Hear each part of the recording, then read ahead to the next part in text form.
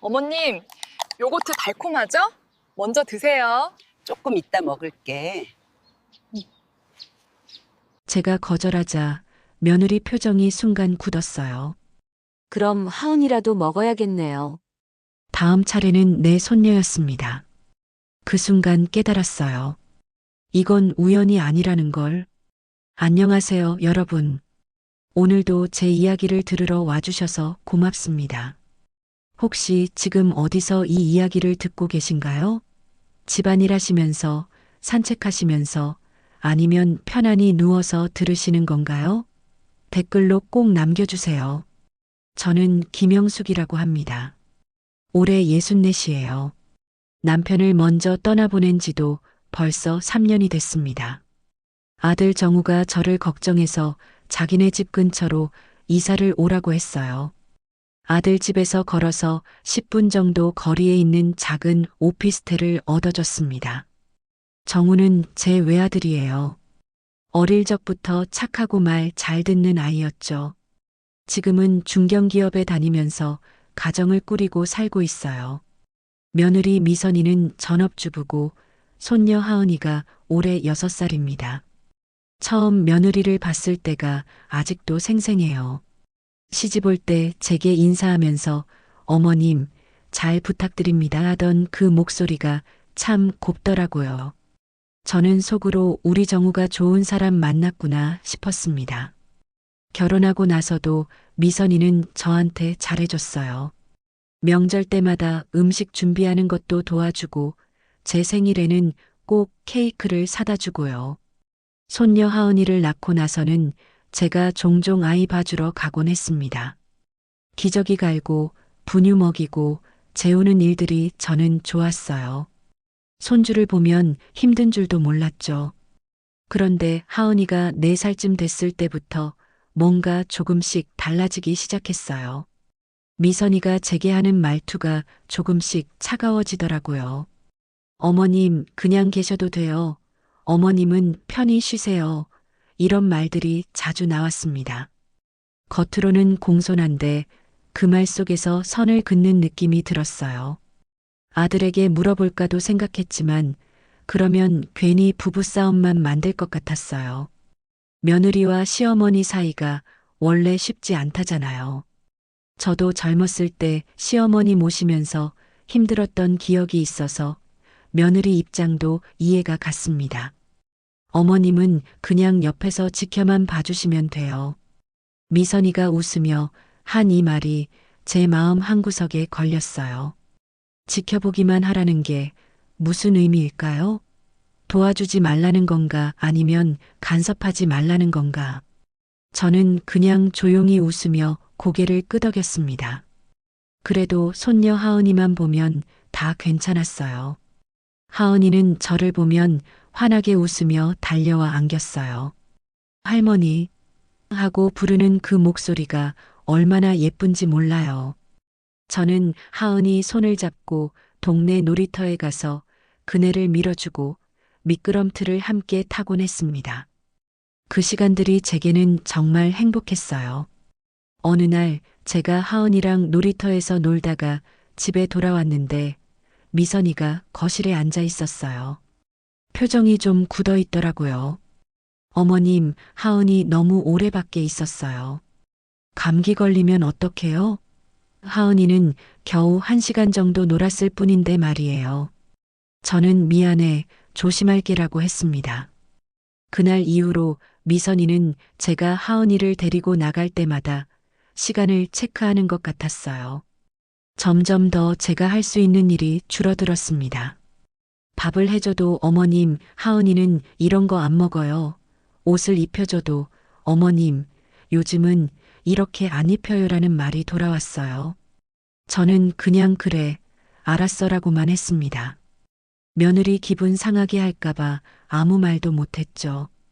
그렇게 시간이 흘렀습니다. 저는 점점 조심스러운 사람이 됐어요. 아들 집에 가도 눈치를 보게 되고 손주를 안아줄 때도 며느리 표정을 먼저 살피게 됐습니다.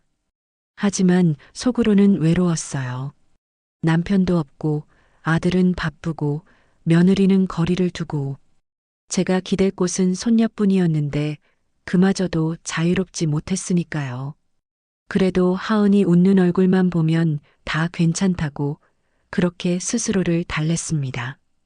그런데 한 달쯤 지났을까요? 이상한 일이 있었습니다. 어느 화요일 오전이었어요. 저는 집에서 설거지를 하고 있었는데 미선이한테서 전화가 왔어요. 어머님, 오늘 날씨 좋은데 하은이랑 같이 공원 다녀올까요? 미선이 목소리는 밝았습니다. 평소보다 훨씬 더 부드럽고 다정하더라고요. 저는 잠깐 멈칫했어요. 미선이가 먼저 이런 제안을 한 적이 거의 없었거든요.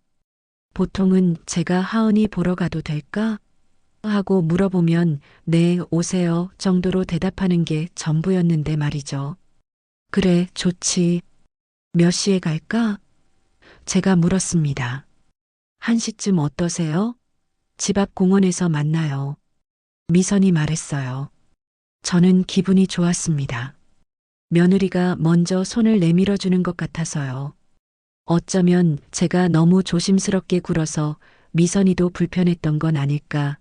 이제 좀 더 편한 사이가 될 수 있을까 하는 기대가 생겼어요. 점심을 먹고 단정하게 옷을 입고 나갔습니다. 집 앞 공원은 아파트 단지 안에 있는 작은 공원인데 아이들 놀이터랑 벤치가 있고 나무가 많아서 산책하기 좋은 곳이에요. 미선이와 하은이가 먼저 와 있었어요. 하은이는 노란색 원피스를 입고 있었는데 정말 예쁘더라고요. 할머니, 하은이가 제게 달려왔습니다. 저는 하은이를 안아 올렸어요. 우리 하은이, 오늘 옷 너무 예쁘다. 공주 같네. 하은이가 까르르 웃었어요. 그 웃음소리가 얼마나 맑은지 저는 그 소리를 들으면 세상 시름이 다 잊어지는 것 같았습니다. 미선이도 웃으며 말했어요. 어머님, 날씨 정말 좋죠? 오늘은 제가 간식도 준비했어요. 손에 작은 가방을 들고 있더라고요. 그래, 고마워. 내가 준비하느라 수고했겠네. 제가 말했습니다. 미선이는 고개를 저으며 아니에요. 이 정도는 당연하죠 하고 대답했어요. 우리는 놀이터로 갔습니다.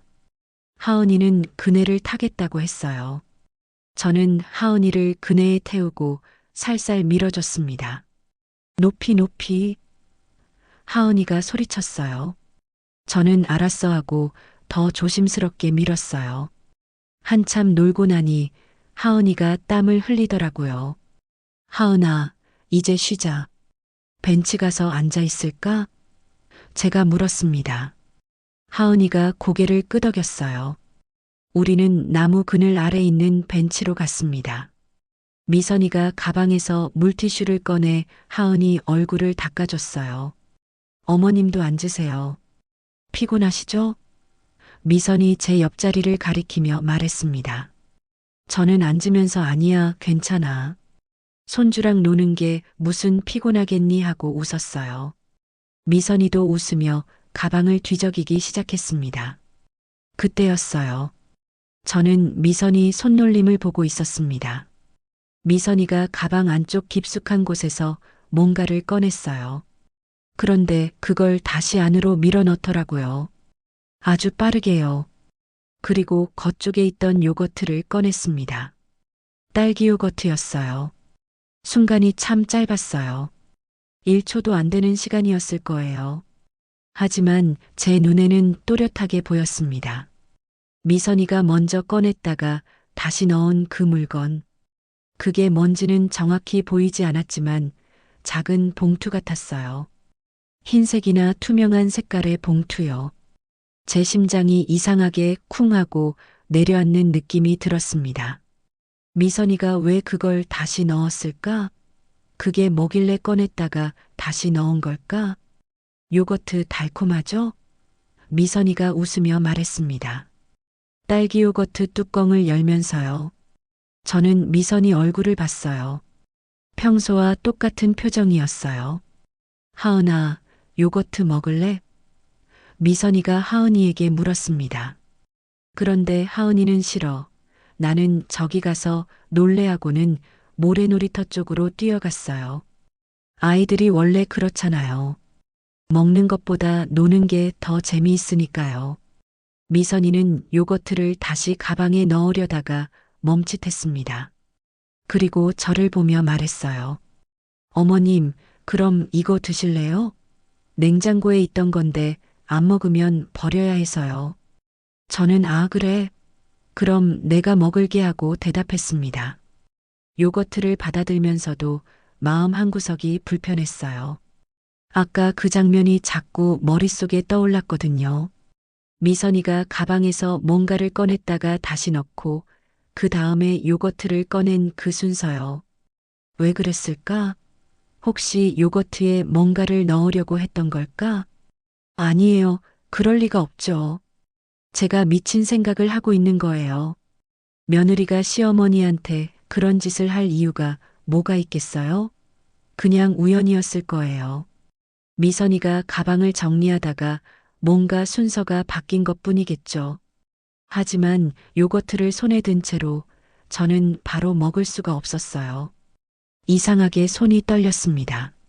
마음 한편으로는 빨리 먹어, 괜찮을 거야 라고 하는데 다른 한편으로는 잠깐만 뭔가 이상해라는 목소리가 들렸어요.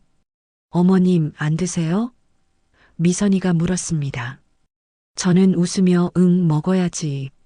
그런데 지금은 배가 안 고파서 조금 있다 먹을게 하고 말했습니다. 그리고 요거트를 제 가방에 넣었어요.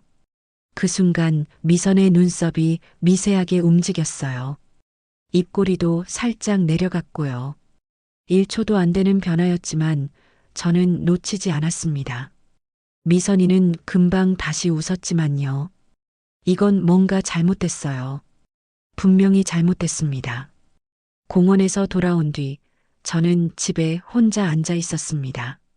가방에서 요거트를 꺼내 식탁 위에 놓고 한참을 바라봤어요. 평범한 요거트예요. 내가 왜 이러고 있지? 스스로에게 물었습니다. 며느리가 준 요거트를 의심하다니 제 자신이 이상하게 느껴졌어요. 하지만 아무리 생각해도 아까 그 장면이 마음에 걸렸습니다. 미선이가 가방에서 뭔가를 꺼냈다가 다시 넣고 그 다음 요거트를 꺼낸 그 순서요. 그리고 제가 요거트를 가방에 넣었을 때 미선이 표정이 변한 것도요. 왜 그랬을까요? 저는 요거트를 냉장고에 넣었습니다. 버릴 수는 없었어요. 하지만 먹을 수도 없었어요. 뭔가 확인하고 싶었는데 어떻게 확인해야 할지 몰랐습니다. 경찰서에 가서 이 요거트 좀 검사해 주세요라고 할 수도 없는 노릇이잖아요. 사람들이 저를 이상한 사람 취급할 게 뻔했어요. 그날 밤 잠을 제대로 못 잤습니다. 혹시 제가 너무 예민한 건가요? 며느리를 의심하는 제 자신이 너무 나쁜 사람 같았습니다. 미선이는 저한테 나쁜 짓을 한 적이 없어요. 그냥 조금 차갑고 거리를 두는 것뿐이지 해를 끼친 적은 없었습니다. 며칠이 지났습니다. 요거트는 계속 냉장고에 있었어요. 유통기한이 일주일 정도 남아 있었습니다. 저는 매일 냉장고를 열 때마다 그 요거트를 보면서 복잡한 마음이 들었어요. 그러던 어느 날 오후였습니다. 또다시 미선이한테서 전화가 왔어요. 어머님, 오늘 하은이가 어머님 보고 싶대요. 잠깐 놀러 오실 수 있으세요? 저는 그래, 갈게 하고 대답했습니다. 손녀가 보고 싶다는데 안 갈 수가 없죠. 아들 집에 도착했을 때 하은이가 현관까지 뛰어나와서 저를 맞아줬어요. 할머니, 할머니 왔다. 그 맑은 목소리를 들으니 가슴이 따뜻해졌습니다. 하은이를 안아 올리며 우리 하은이, 할머니 보고 싶었어? 하고 물었어요. 하은이가 고개를 끄덕이며 제 볼에 뽀뽀를 했습니다. 미선이는 거실에서 웃으며 인사했어요. 어머님, 어서 오세요. 오늘 날씨 되게 좋죠? 저는 응, 좋더라 하고 대답하며 안으로 들어갔습니다. 거실 탁자 위에 과일 접시가 놓여 있었어요. 사과랑 배가 예쁘게 깎여 있었습니다. 어머님, 과일 드세요. 제가 아까 깎아놨어요. 미선이 말했습니다. 저는 고마워하며 사과 한 조각을 집어 먹었어요. 달고 아삭했습니다. 하은이도 옆에서 과일을 먹으며 좋아했어요. 한참 하은이랑 놀다가 하은이가 화장실에 갔어요. 미선이와 저 둘만 남았습니다. 잠깐 어색한 침묵이 흘렀어요. 미선이가 먼저 입을 열었습니다. 어머님, 저번에 드린 요거트 맛있으셨어요? 그 말에 제 심장이 철렁했습니다. 저는 최대한 자연스럽게 대답했어요. 아, 그거? 응, 먹었어. 맛있더라. 거짓말이었습니다. 아직도 냉장고에 그대로 있었거든요. 미선이가 웃으며 말했어요. 다행이네요. 사실 그거 유통기한이 얼마 안 남아서 드릴까 말까 고민했거든요. 그래도 어머님이 드셨다니 다행이에요. 저는 고개를 끄덕이며 웃었습니다. 하지만 속으로는 계속 생각했어요. 왜 유통기한 얼마 안 남은 걸 일부러 물어볼까? 하은이가 화장실에서 나왔습니다. 할머니, 우리 블록놀이 하자. 저는 그래, 하자 하고 일어났어요. 미선이는 부엌으로 가면서 저는 저녁 준비할게요 하고 말했습니다. 하은이랑 블록을 쌓으면서도 제 머릿속은 복잡했어요. 저녁 먹고 집으로 돌아왔습니다. 현관문을 열고 불을 켜는 순간 갑자기 무서운 생각이 들었어요. 만약에 정말 그 요거트에 뭔가 있었다면? 만약에 제가 그걸 먹었다면 어떻게 됐을까? 아니에요. 말도 안 되는 생각이에요. 며느리가 시어머니를 해칠 이유가 뭐가 있겠어요? 그런데도 자꾸 불안한 마음이 들었습니다. 그날 밤도 잠을 설쳤습니다. 꿈속에서 미선이가 요거트를 내미는 장면이 계속 반복됐어요. 어머님, 드세요 하고 웃는 미선이 얼굴이 점점 커지더니 갑자기 표정이 차갑게 굳어지는 거예요. 깜짝 놀라 잠에서 깼습니다. 새벽 4시였어요. 밖은 아직 어두웠습니다. 저는 이불을 덮고 누워서 천장을 바라봤어요. 내가 미쳐가는 건가 하는 생각이 들었습니다. 며느리를 의심하고 요거트 하나 때문에 이렇게 밤잠을 설치고 있다니요. 일주일쯤 지났을까요? 그동안 저는 며느리와 손녀를 만나지 않았습니다. 일부러 피한 건 아니에요. 그냥 연락이 없었고 저도 먼저 연락할 용기가 나지 않았어요. 마음이 불편했거든요. 그런데 토요일 아침 또 미선이한테서 전화가 왔습니다. 어머님, 오늘 날씨 너무 좋아요. 하은이랑 같이 산책 나가실래요? 제 손이 떨렸어요. 전화를 받으면서도 심장이 두근거렸습니다. 응, 그래. 어디서 만날까? 저는 최대한 평온하게 말했습니다. 저번처럼 집 앞 공원에서 2시에 만나요. 미선이 말했어요. 전화를 끊고 나서 저는 한참을 가만히 앉아 있었습니다. 다시 만나는 게 두려웠어요. 하지만 안 갈 수도 없었습니다. 손녀를 봐야 했고 무엇보다 제 의심이 맞는지 확인하고 싶었거든요. 2시에 공원에 갔습니다. 미선이와 하은이가 벤치에 앉아 있었어요. 하은이가 저를 보자마자 뛰어왔습니다. 할머니, 그 목소리를 들으니 눈물이 날 것 같았어요. 이 아이를 지켜야 한다는 생각이 강하게 들었습니다. 우리 하은이 할머니 보고 싶었어? 제가 물었습니다. 하은이가 고개를 끄덕이며 제 손을 잡았어요. 응, 할머니 오래 안 봤어. 정말 일주일밖에 안 지났는데 아이에게는 긴 시간이었나 봐요. 미선이가 웃으며 다가왔습니다. 어머님, 어서 오세요. 오늘은 날씨가 정말 완벽하죠? 저는 그러게 맑고 좋네 하고 대답했어요. 미선이 손에는 저번처럼 작은 가방이 들려 있었습니다. 우리는 산책로를 따라 천천히 걸었어요. 하은이는 길가에 핀 꽃들을 보며 좋아했습니다. 할머니, 이 꽃 예뻐. 하은이가 노란 민들레를 가리키며 말했어요. 그래, 정말 예쁘다. 우리 하은이만큼 예쁘네. 제가 말했습니다. 한참을 걷다가 벤치에 앉았어요. 하은이가 목말라 하고 말했습니다. 미선이가 가방을 열었어요. 저는 그 순간을 놓치지 않았습니다. 미선이 손이 가방 안으로 들어갔어요. 그리고 또 봤습니다. 미선이가 안쪽 깊은 곳에서 무언가를 만지작거리더니 다시 손을 빼내 겉쪽에 있는 물병을 꺼냈어요. 저번과 똑같은 동작이었습니다. 제 심장이 빠르게 뛰기 시작했어요.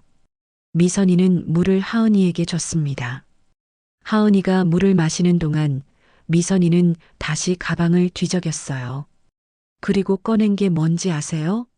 딸기 요거트였습니다. 저번에 준 것과 똑같은 제품이에요. 어머님, 요거트 드실래요? 미선이가 웃으며 물었습니다. 하은이랑 나눠 드시면 좋을 것 같아서 하나 가져왔어요. 제 입이 바짝 말랐습니다. 하지만 침착하게 대답했어요. 고마워. 그런데 조금 이따 먹을게. 지금은 배가 좀 부르네. 미선이 표정이 살짝 굳었습니다. 눈빛도 차가워졌어요. 그래요? 그럼 하은이라도 먹어야겠네요. 미선이가 하은이를 보며 말했습니다. 하은아, 요거트 먹을래? 그 순간이었어요. 제 머릿속이 환하게 밝아지는 느낌이 들었습니다. 퍼즐 조각들이 맞춰지는 것 같았어요. 아, 이거구나. 이게 패턴이구나. 미선이는 처음에 저한테 요거트를 줬어요. 제가 안 먹으면 다음은 하은이였습니다. 순서가 있었던 거예요. 저 먼저, 그 다음 하은이. 만약 제가 저번에 그 요거트를 먹었다면 오늘은 하은이가 먹었을 거예요. 이건 원래 아이 몫이었구나. 제 머릿속에서 그 생각이 분명하게 자리 잡았습니다. 내가 먼저 먹었으면 다음은 하은이였을 거야. 심장이 터질 것 같았어요.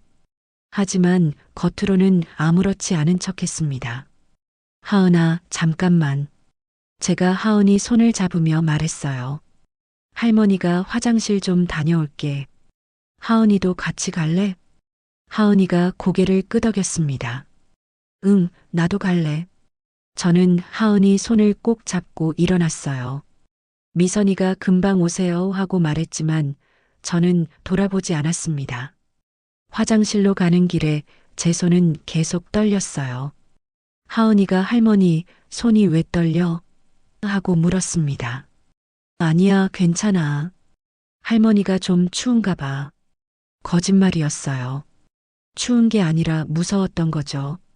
화장실에서 나와 하은이 손을 씻겨주면서 저는 결심했습니다. 이건 넘어갈 수 없어. 확실히 알아봐야 해. 의심이 확신으로 바뀌는 순간이었습니다. 벤치로 돌아왔을 때 미선이는 요거트를 다시 가방에 넣고 있었어요. 하은이 안 먹는데요. 아까 간식 많이 먹어서 그런가 봐요. 미선이가 웃으며 말했습니다. 하지만 그 웃음이 제게는 가면처럼 보였어요. 그래, 그럼 다음에 먹으면 되지. 제가 말했습니다. 미선이가 고개를 끄덕였어요. 네, 그래야겠어요. 집으로 돌아오는 길에 제 머릿속은 복잡했습니다. 이제 어떻게 해야 할까? 누구한테 이 이야기를 해야 할까? 아들한테 말하면 믿어줄까? 아니면 저를 이상한 사람 취급할까? 그날 밤 저는 노트를 꺼냈습니다. 그리고 지금까지 있었던 일들을 하나하나 적기 시작했어요. 날짜, 장소, 미선이가 한 말과 행동들, 모든 걸 기록했습니다. 첫 번째 날 공원에서 요거트를 준 일, 미선이가 가방에서 뭔가를 꺼냈다가 다시 넣은 것, 제가 요거트를 먹지 않았을 때 미선이 표정이 변한 것, 두 번째 날 또 요거트를 준 일, 제가 거절하자 하은이한테 주려고 한 것, 패턴이 반복되는 것, 노트에 적으면서 더 확실해졌습니다. 이건 우연이 아니에요. 계획된 거예요. 미선이는 뭔가를 하려고 하고 있었어요. 그리고 대상은 저 하나가 아니었습니다. 하은이도 포함돼 있었어요. 손녀를 생각하니 눈물이 났습니다. 6살밖에 안 된 아이예요. 엄마를 믿고 따르는 순진한 아이인데 어떻게 이럴 수가 있을까요? 저는 노트를 덮고 창밖을 바라봤습니다. 달이 밝았어요. 조용한 밤이었지만 제 마음은 전혀 평화롭지 않았습니다. 이제부터 뭘 해야 할지, 어떻게 하은이를 지켜야 할지 고민해야 했습니다. 침묵으로 넘어갈 수 없는 일이었어요. 참는 게 어른이라고 생각했지만 이건 참으면 안 되는 일이었습니다. 지켜야 했어요. 손녀를 지켜야 했습니다. 그로부터 사흘이 지났습니다. 저는 매일 노트를 펼쳐놓고 기록을 확인했어요. 날짜와 장소, 미선이 행동을 하나하나 다시 읽으면서 제가 놓친 게 없는지 확인했습니다. 밤마다 잠을 설쳤지만 정신만큼은 점점 더 맑아졌어요. 화요일 오전이었습니다. 또 미선이한테서 전화가 왔어요. 이제는 전화벨 소리만 들어도 가슴이 철렁 내려앉았습니다. 어머님, 오늘 마트 가시는데 하은이랑 같이 가실래요? 아이가 어제부터 할머니 보고 싶다고 난리예요. 손녀 이름이 나오니까 거절할 수가 없었습니다. 그래, 몇 시에 갈까? 제가 물었어요. 11시에 마트 앞에서 만나요. 미선이 말했습니다. 전화를 끊고 저는 한숨을 깊게 내쉬었어요. 이번엔 또 뭘 볼 수 있을까 하는 두려움과 동시에 확실한 증거를 잡아야 한다는 각오가 들었습니다. 마트 앞에서 미선이와 하은이를 만났어요. 하은이는 제게 안기며 할머니 하고 반갑게 인사했습니다. 이 아이의 맑은 눈을 보니 가슴이 아팠어요. 이렇게 순수한 아이를 어떻게 해칠 생각을 할 수 있을까요? 오늘은 하은이 간식 좀 사려고요. 어머님도 필요한 거 있으시면 같이 사세요. 미선이가 말했습니다. 저는 그래, 고마워하고 대답했어요. 우리는 함께 마트 안으로 들어갔습니다.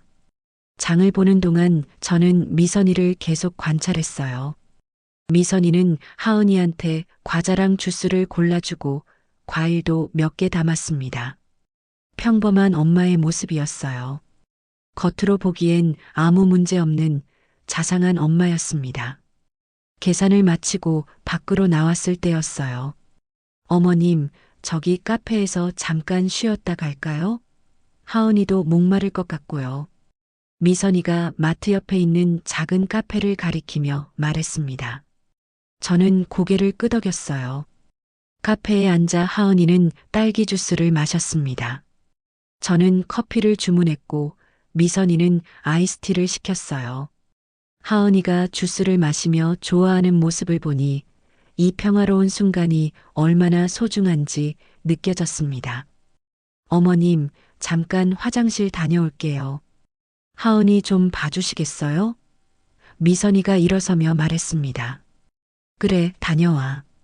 제가 대답했어요. 미선이는 가방을 의자에 그대로 두고 화장실로 갔습니다.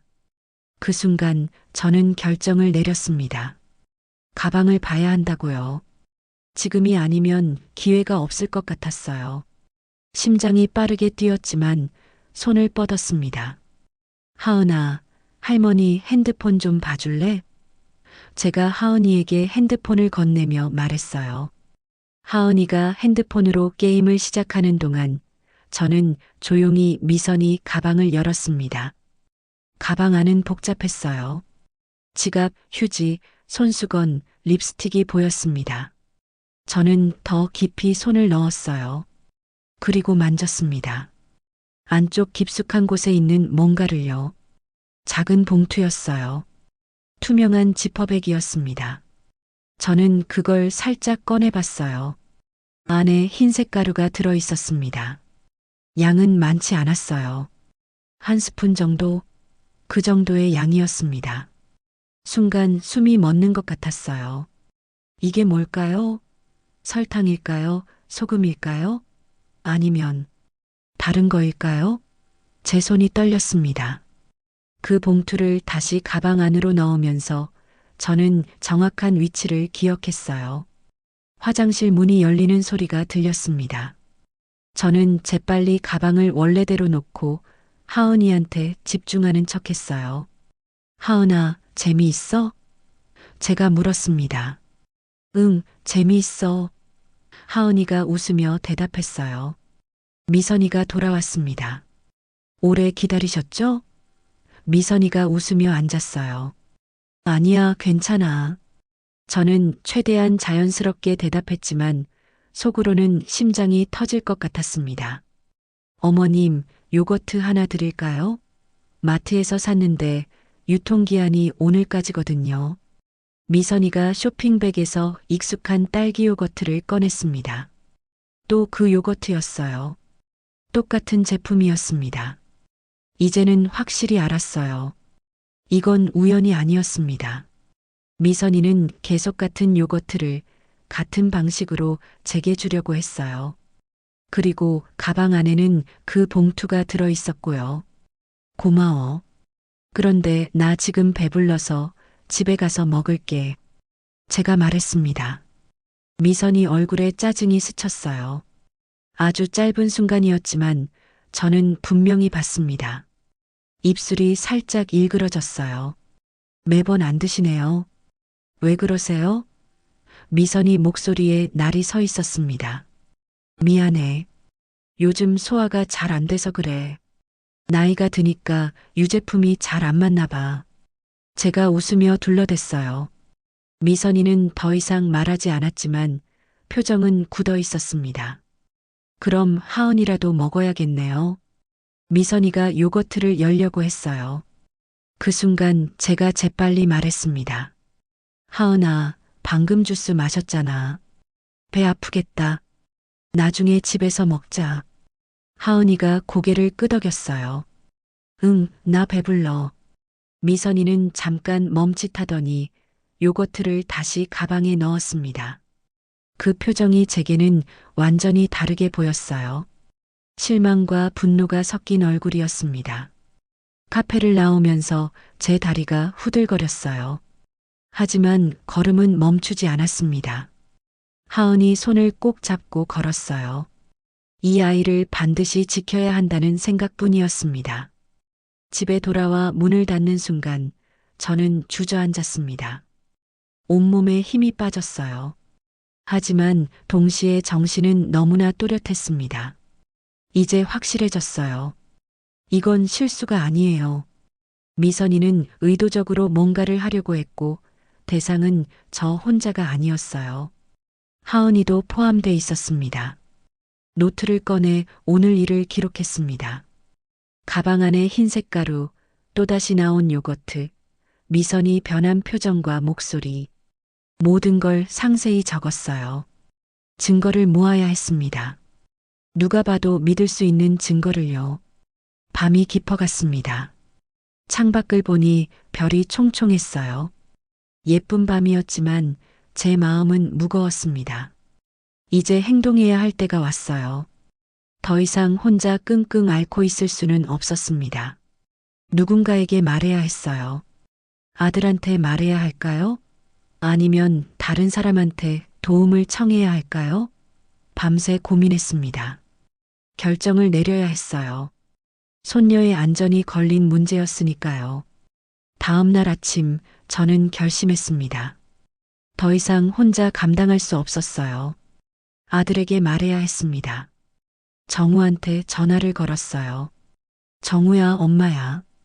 오늘 저녁에 시간 있니? 할 얘기가 있어서 그래. 엄마, 무슨 일이세요? 괜찮으세요? 정우 목소리에 걱정이 묻어났습니다. 응, 괜찮아. 그냥 중요한 얘기가 있어. 둘이서만 만날 수 있을까? 제가 말했어요. 알겠어요. 퇴근하고 엄마 집으로 갈게요. 하루 종일 마음이 무거웠습니다. 뭐라고 말해야 할까, 어떻게 시작해야 할까 계속 생각했어요. 노트를 다시 펼쳐서 기록들을 정리했습니다. 날짜별로, 사건별로 깔끔하게 정리했어요. 저녁 7시쯤 정우가 왔습니다. 문을 열자 아들의 얼굴이 보였어요. 피곤해 보였지만 눈빛은 걱정으로 가득했습니다. 엄마, 무슨 일이세요? 혹시 어디 아프세요? 앉아라.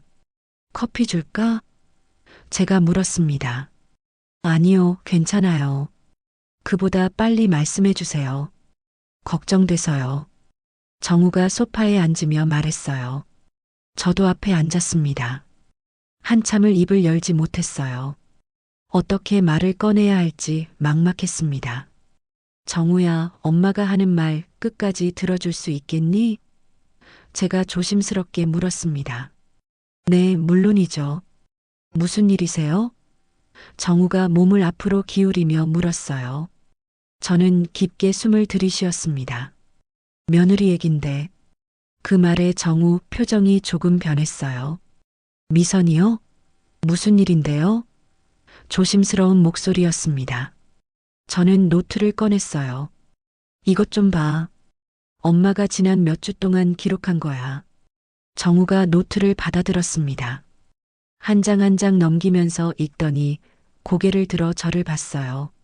엄마, 이게 무슨 뜻이에요? 요거트? 가방? 무슨 말씀이세요? 저는 차근차근 설명하기 시작했습니다. 첫 번째 공원에서의 일, 미선이가 가방에서 뭔가를 꺼냈다가 다시 넣은 것, 요거트를 제게 준 것, 제가 먹지 않았을 때 미선이 표정이 변한 것, 두 번째 만남에서도 똑같은 패턴이 반복된 것, 제가 거절하자 하은이한테 주려고 한 것, 그리고 마지막으로 카페에서 가방 안에서 발견한 흰색 가루까지. 정우는 점점 얼굴이 굳어졌습니다. 엄마, 그게 정말이에요? 아내가 그런 짓을? 믿을 수 없다는 표정이었어요. 정우야, 엄마도 믿고 싶지 않았어. 하지만 너무 많이 봤어. 이건 우연이 아니야. 아니, 그럴 리가 없어요. 미선이가 왜 그런 짓을 해요? 이유가 뭐가 있어요? 정우 목소리가 높아졌습니다. 화가 난 건지 당황한 건지 모를 목소리였어요. 엄마도 이유는 몰라. 하지만 분명한 건 미선이가 뭔가를 하려고 했다는 거야. 그리고 대상이 엄마 혼자가 아니라 하은이도 포함돼 있었어. 제가 단호하게 말했습니다. 정우가 고개를 저었어요. 말도 안 돼요. 자기 딸을 해치려고? 그게 말이 됩니까? 정우 손이 떨리고 있었습니다. 아들도 충격을 받은 게 분명했어요. 정우야, 엄마가 틀렸다면 좋겠다. 정말로 엄마가 잘못 본 거였으면 좋겠어. 하지만 하은이 일이라면 넘어갈 수 없어. 제 목소리도 떨렸습니다. 눈물이 날 것 같았어요. 정우는 한동안 말없이 앉아 있었습니다. 노트를 다시 펼쳐서 읽더니 고개를 들어 저를 봤어요. 그럼 어떻게 하자는 거예요? 엄마 말이 맞다는 걸 어떻게 증명해요? 확인하자. 감정 말고 사실로. 제가 말했습니다. 냉장고에 아직 첫 번째 요거트가 있어. 그걸 검사할 수 있어. 그리고 미선이 가방도 확인해야 해. 가방을요? 어떻게요? 정우가 물었습니다. 내가 집에서 찾아봐. 조심스럽게. 투명한 작은 지퍼백이 있을 거야. 안에 흰색 가루가 들어있어. 제가 설명했어요. 정우는 고민하는 표정이었습니다. 엄마, 만약에 이게 오해라면 어떡해요? 미선이한테 엄청난 모욕이잖아요. 아들의 고민이 이해됐습니다. 아내를 의심한다는 게 쉽지 않았을 거예요. 그럼 엄마가 사과할게. 무릎 꿇고 빌게. 하지만 만약 엄마 말이 맞다면? 그때는 어떡할 거니? 하은이한테 무슨 일이 생긴다면? 제 목소리가 높아졌습니다. 정우가 얼굴을 손으로 감쌌어요. 한참을 그렇게 있다가 천천히 손을 내렸습니다. 알겠습니다. 확인해 볼게요. 하지만 조심스럽게 해야 해요. 미선이가 눈치채면 안 되니까요. 그래, 조심해야지. 그리고 정우야, 하은이는 당분간 엄마가 봐도 될까? 혹시 모르니까 제가 말했습니다. 정우가 고개를 끄덕였어요. 네, 그게 나을 것 같네요. 며칠 후였습니다. 정우한테서 전화가 왔어요. 엄마, 저 지금 갈게요. 찾았어요. 목소리가 떨리고 있었습니다. 1시간쯤 지나서 정우가 왔어요. 손에 작은 봉투를 들고 있었습니다. 이게 정우가 봉투를 식탁 위에 놓았어요. 투명한 지퍼백 안에 흰색 가루가 들어 있었습니다. 미선이 화장대 서랍 깊숙한 곳에 있었어요. 숨겨놓은 거예요. 저는 그 봉투를 보면서 한숨을 쉬었습니다. 이제 어떻게 할 거니? 제가 물었어요. 전문가한테 보여줘야 해요. 이게 뭔지 확인해야 해요. 그리고 정우가 말을 멈췄습니다. 미선이랑 얘기해야죠. 정우가 어렵게 말했어요. 저는 고개를 끄덕였습니다. 엄마도 같이 있을게. 혼자 감당하기 힘들 거야.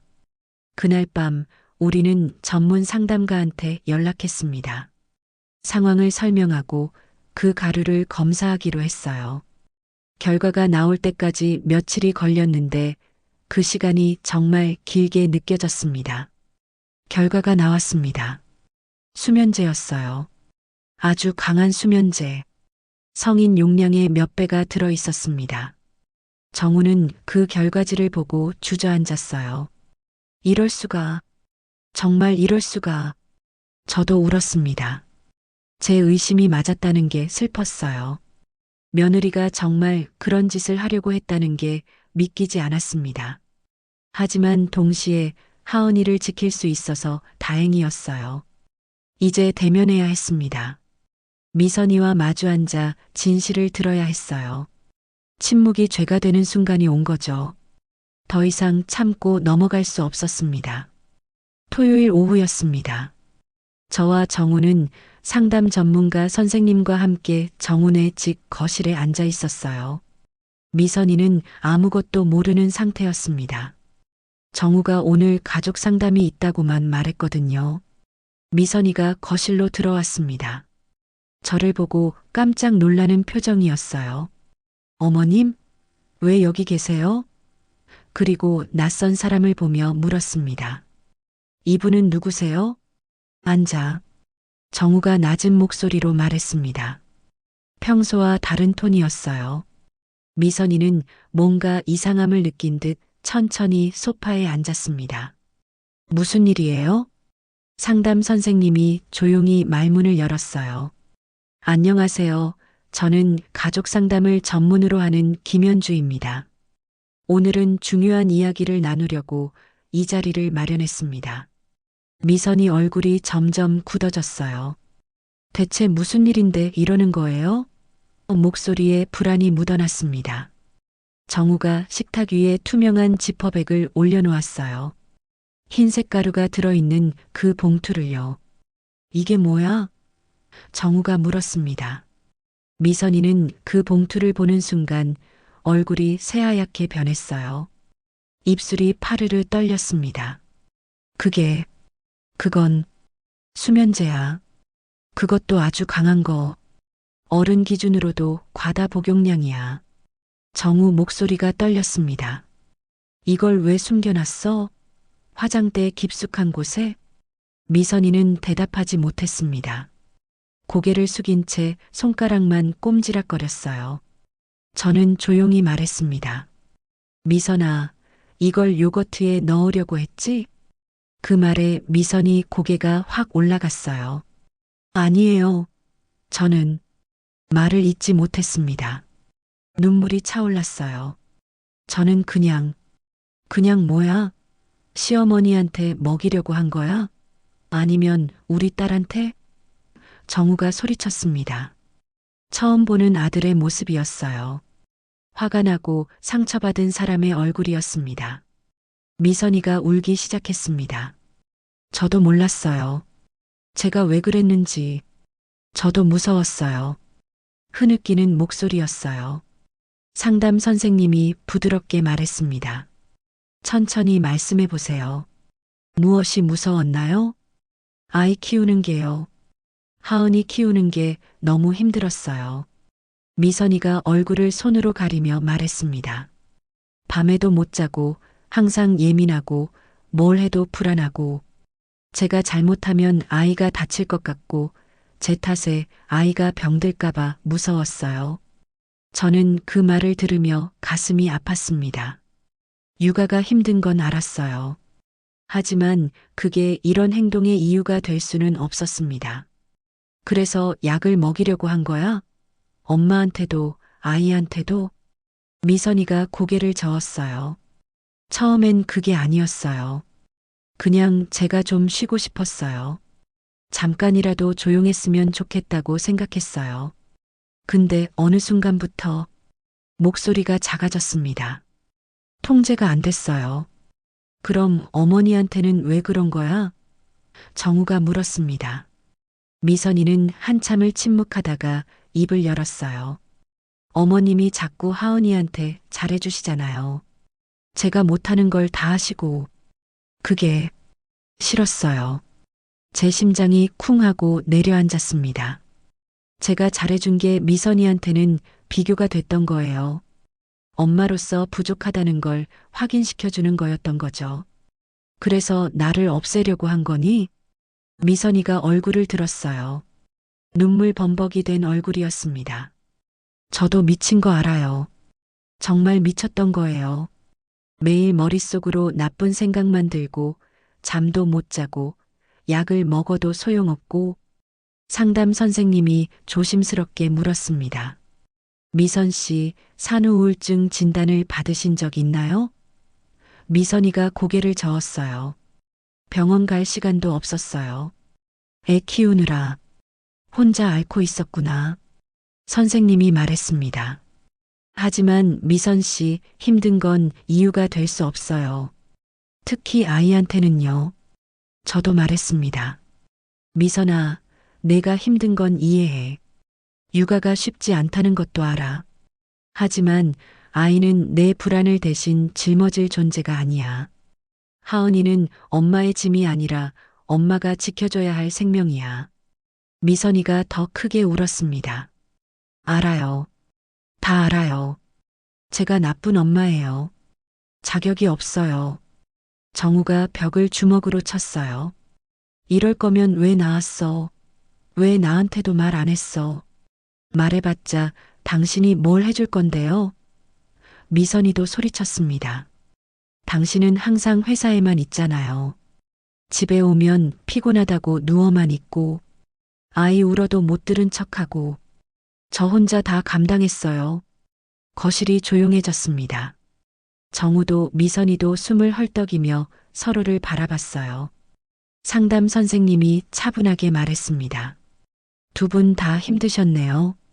하지만 지금 가장 중요한 건 하은이에요. 저도 고개를 끄덕였습니다. 맞아. 지금은 하은이를 지켜야 해. 미선아, 너는 치료받아야 해. 제대로 된 치료를요. 그리고 당분간 하은이는 분리해야 합니다. 선생님이 말했어요. 안전을 위해서요. 미선 씨가 안정을 찾을 때까지는 아이와 떨어져 있어야 해요. 미선이가 비명처럼 소리쳤습니다. 하은이를 빼앗는 거예요? 정우가 단호하게 말했습니다. 빼앗는 게 아니야. 지키는 거야. 우리 딸을 지키는 거라고. 저는 천천히 일어났습니다. 하은이는 엄마가 당분간 볼게. 내가 치료받고 나아질 때까지. 정우는 내 옆에서 도와줄 거고, 미선이는 바닥에 주저앉아 울었습니다. 오랫동안 울었어요. 저도 눈물이 났습니다. 이게 최선이라는 걸 알면서도 가슴이 아팠습니다. 그날 저녁 저는 하은이를 데리고 제 집으로 왔어요. 하은이는 할머니, 나 엄마랑 왜 안 있어? 하고 물었습니다. 저는 하은이를 꼭 안아주며 말했어요. 엄마가 지금 아파서 병원 가야 해. 엄마 나을 때까지 할머니랑 같이 지내자. 하은이 손을 잡았습니다. 작고 따뜻한 손이었어요. 이 손을 놓치지 않겠다고 다짐했습니다. 어른이 해야 할 선택을 했어요. 참는 어른이 아니라 지키는 어른이 되기로요. 6달이 지났습니다.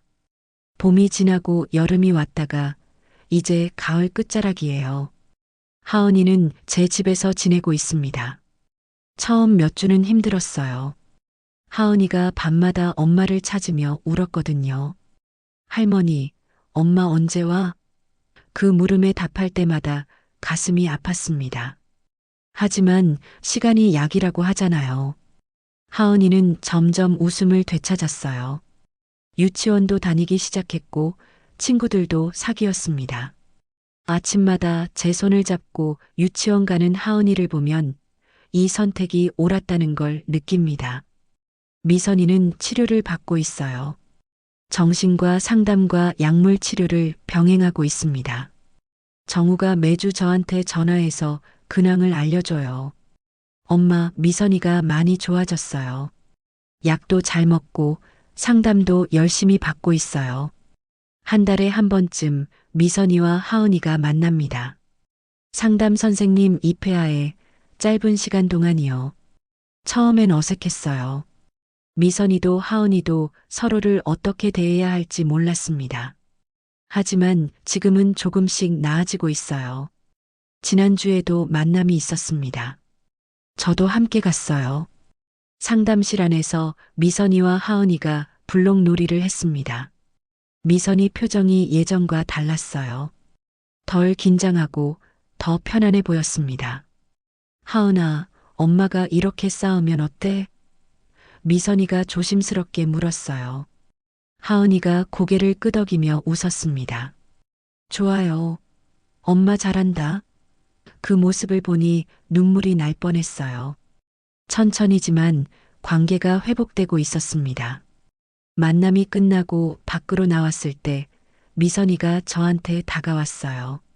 어머님, 조심스러운 목소리였습니다. 저는 멈춰 섰습니다. 응? 죄송해요. 정말 죄송합니다. 미선이가 고개를 깊이 숙였어요. 목소리가 떨렸습니다. 저는 한숨을 쉬었어요. 미선아, 미안하다는 말보다 중요한 게 있어. 네. 미선이가 고개를 들었습니다. 앞으로 어떻게 살 거냐는 거야. 과거는 바꿀 수 없어. 하지만 미래는 내가 만들어가는 거잖아. 제가 말했습니다. 미선이가 눈물을 닦았어요. 열심히 치료받을게요. 그리고 다시는 절대 그런 일 없을 거예요. 저는 고개를 끄덕였습니다. 믿을게. 하지만 쉽게 믿는 건 아니야. 시간이 걸릴 거야. 알아요. 당연하죠. 미선이가 말했어요. 우리는 잠시 침묵했습니다. 어색했지만 필요한 침묵이었어요. 말로 다 설명할 수 없는 감정들이 그 사이를 채웠습니다. 집으로 돌아오는 길에 하은이가 물었어요. 할머니, 나 언제 엄마랑 다시 살아? 저는 하은이 손을 꼭 잡았습니다. 조금만 더 기다리자. 엄마가 완전히 나으면 그때 다시 같이 살 수 있을 거야. 엄마 아파? 하은이가 걱정스러운 얼굴로 물었어요.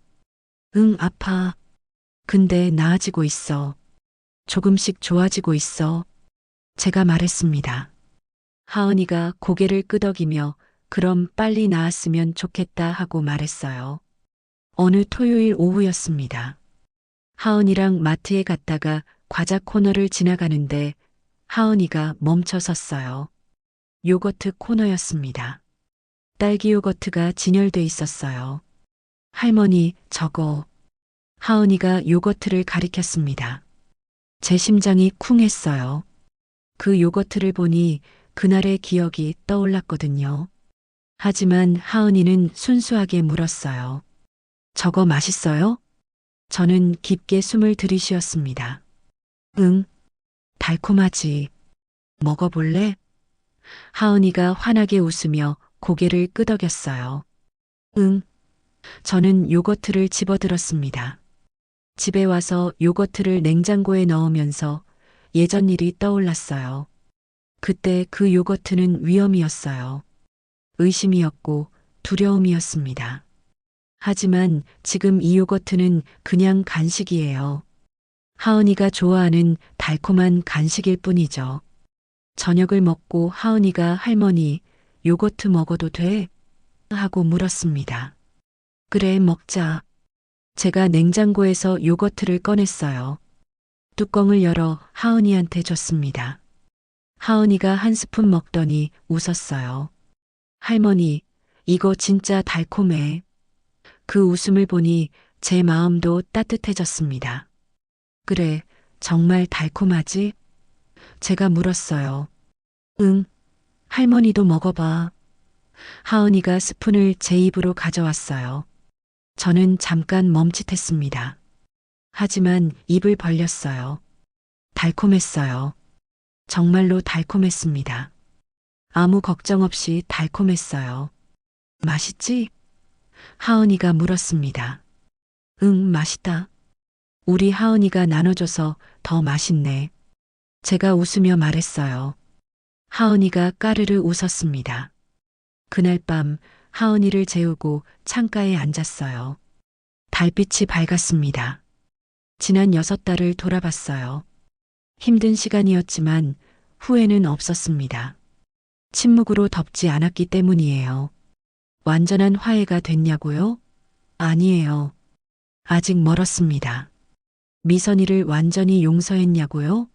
그것도 아니에요. 하지만 완전한 단절도 아닙니다. 우리는 지금 중간 어딘가에 있어요. 중요한 건 우리가 침묵하지 않는 가족이 됐다는 거예요. 불편해도 말하고, 힘들어도 표현하고, 아파도 감추지 않는 가족이요. 그게 진짜 가족이라고 생각해요. 사람들은 종종 물어요. 어떻게 그런 일을 견뎠어요? 저는 대답합니다. 사랑은 믿음이지만 보호는 용기예요. 하은이를 사랑하는 것만으로는 부족했어요. 지켜야 했어요. 용기를 내서 의심하고 확인하고 행동해야 했습니다. 그게 어른의 책임이에요. 참는 게 어른이라고 믿었어요. 조용히 물러서고 먼저 이해하고 불편함을 삼키는 게 성숙한 거라고 생각했습니다. 하지만 틀렸어요. 진짜 어른은 지키는 사람이에요. 약한 사람을, 어린 생명을, 목소리 낼 수 없는 존재를 지키는 사람이 진짜 어른입니다. 창밖을 보니 별이 총총했어요. 하은이 방에서 작은 코 고는 소리가 들렸습니다. 저는 미소 지었어요. 이 평화를 지켜낸 게 자랑스러웠습니다. 앞으로도 쉽지 않을 거예요. 미선이가 완전히 회복할지, 가족이 다시 하나가 될 수 있을지 모릅니다. 하지만 괜찮아요. 우리는 이제 침묵하지 않으니까요.